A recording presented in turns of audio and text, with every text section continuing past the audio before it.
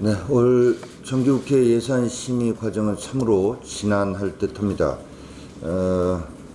정부 예산안의 복잡한 숫자 속에 담겨져 있는 핵심적인 의미는 이 잘못된 이 정권의 정책을 더욱 확대 강화하겠다는 것이고, 그것은 곧 국민의 고통이 그만큼 더 커지고 우리 경제에 병이 더 깊어지게 된다는 의미일 것입니다. 이것을 반드시 막아내야 될 책임이 우리 자유한국당에 있다는 점, 그리고 반드시 막아내고 정책의 전환이 예산 심의를 통해서 이루어질 수 있도록 하겠다는 말씀을 드립니다. 한일 관계, 한미 관계 등등으로 해서 우리 국민들께서는 하루하루가 불안한데, 대통령께서는 그저께 필승 코리아 펀드에 가입하는 쇼를 또 하셨습니다. 국민들은 쇼하는 대통령이 아니라 일하는 대통령, 국민을 불안하게 하는 대통령이 아니라 안심하고 생업에 종사할 수 있게 해주는 대통령 원합니다. 그리고 펀드 가입할 돈도 없는 국민들은 법무장관 후보자의 가족 펀드에 이어서 대통령 펀드 가입하는 모습 보시면서 어떤 생각하셨을까 한번 스스로 돌아보시기 바랍니다. 이해찬 대표가 검찰의 조국 수사에 대해서 지소미아 종료보다 나라를 어지럽게 하는 행위다라고 했는데요. 이 말 좀 뜯어보면 이해찬 대표도 지소미아 종료가 나라를 어지럽게 하는 행위다라는 것은 인정한 얘기인 것 같습니다. 그렇다면 집권당 대표로서 대통령께 지소미아 종료 이거 안 된다라고 얘기를 해야 집권당 대표 아니겠습니까? 검찰에 대해서 얘기를 좀 하겠습니다.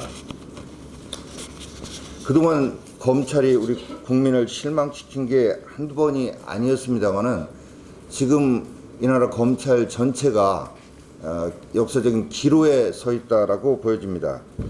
검찰 스스로도 잘 알다시피 이 정권은 사법개혁이라는 미명하에 사법 권력 장악을 통해서 좌파 영구집권을 꾀하고 있습니다.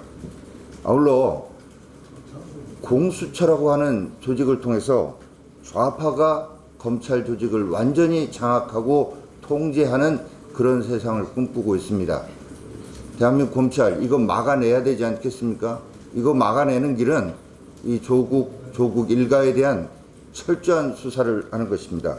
만일 검찰이 이번에도 정권 눈치를 살피면서 알아서 기는 수사 그리고 가이드라인에 맞춘 수사를 벌인다면은 조국을 향한 국민들의 분노가 검찰을 향하게 될 것이다 라는 말씀을 드립니다. 한 가지 더 좀 말씀을 드려야 될 것 같습니다. 저출산 문제가 어제 오늘 문제는 아닙니다만은 어제 통계청이 발표한 작년 출산율 0.98명, 세계 첫 0명대 출산율이라고 하는 소식을 접하고 많은 국민들 걱정하고 계십니다.